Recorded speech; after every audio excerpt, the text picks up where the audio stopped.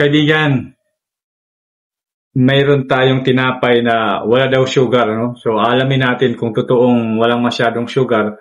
Kakainin natin to, then kukunin ko muna aking blood sugar bago tayo kumain. Tapos, ititesting natin after 30 minutes, mga kaibigan. Ito yun, mga kaibigan, no? So, ayan. Order natin to sa TikTok, mga kaibigan. Ha? Lalagay natin dyan sa description yung link. Baka gusto nyo rin matikman. Tinapay to na walang masyadong sugar. Ayan, almond ang kanyang flour na ginamit.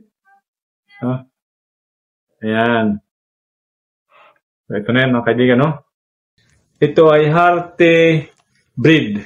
Ayan, hearty bread. Okay? So, masarap daw ito. Tikman natin.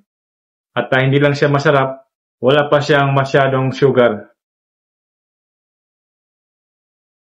Yan, mga kaibigan, no? Ito yung laman. Ayan. Toasted yan. Toasted. So, kakain tayo ng yung buo. So, itong tatlo kakain natin, mga kaibigan, Pero bago tayo kumain, mga kaibigan, ay susukatin ko muna ang aking blood sugar. Okay?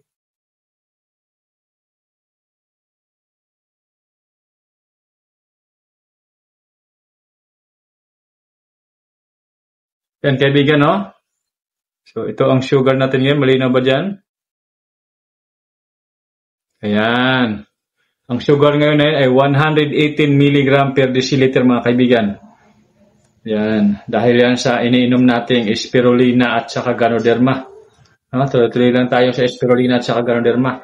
So, kakain muna tayo, mga kaibigan.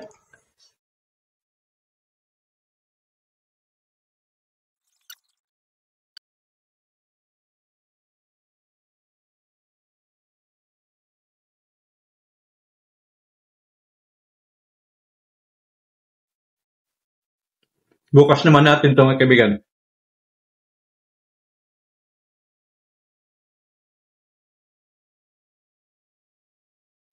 Mga kaibigan, natapos tayo kumain alas 3:55, 3:55 ng hapon. Mamayang 4:25 ay susukatin natin ang ating blood sugar para makuha natin kung ilan ang increase, no, nitong ating nakaing hearty bread, mga kaibigan, no. Nasa description ilalagay ko yung ating link para kung sakaling magustuhan mo at gusto mong i-try ay i-click mo lang, mga kaibigan. Ayan. So, patuloy lang tayo, mga kaibigan, sa ating kwentuhan. Gusto ko lang i-share sa inyo yung tinatawag nating calorie, no? Alam ko yung iba ay hindi pa gaanong naintindihan kung ano yung calorie, no? Ito yung sukatan ng ating energy, mga kaibigan. Pero, ikukwento ko sa inyo, hindi lang naman carbohydrates ang nabuburn out ng calorie, no?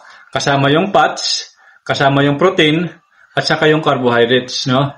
Pero kung carbohydrates lang ang i-convert natin sa glucose na mapapantayan ng calorie, no? Bawat calorie, halimbawa nakalakad ka, nakapag-walking ka sa loob ng 10 minutes, no?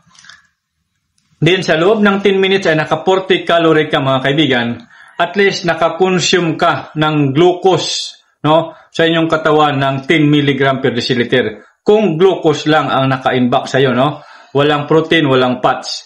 Pero pag may fats, may protein, siyempre i-consume din yan ng ating energy or gagamitin din natin yan. Pero kung glucose lang, bawat apat na calorie, 1 milligram per deciliter ang conversion niyan, mga kaibigan, no? So kung maglalakad ka ng 1 oras at nakakonsume ka ng 200 calorie, so malamang nakaubos ka o naka-consume ka rin ng 50 milligram per deciliter na glucose, no? So yun po yung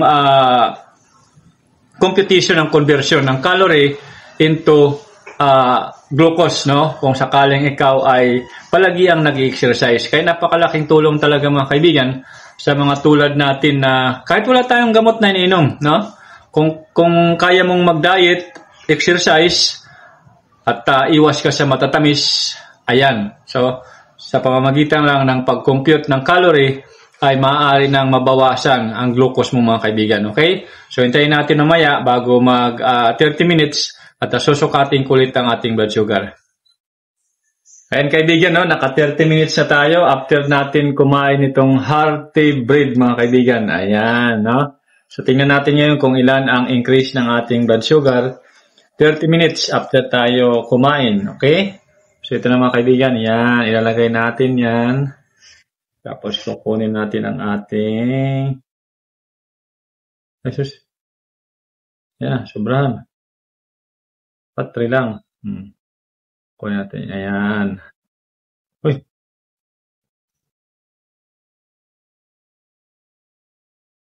Mga kaibigan, no? Lino dyan? Okay, 118 kanina mga kaibigan. 115. So, bumaba ng 3 mg per deciliter mga kaibigan, no? So, ayan. Nakakasiguro na tayo na hindi ito nagpapataas ng ating blood sugar, no? So, na-consume lang ng katawan natin, no? Yung glucose within 30 minutes, no? Nabawasan pa ng 3 mg per deciliter from 118 to 115 mg per deciliter.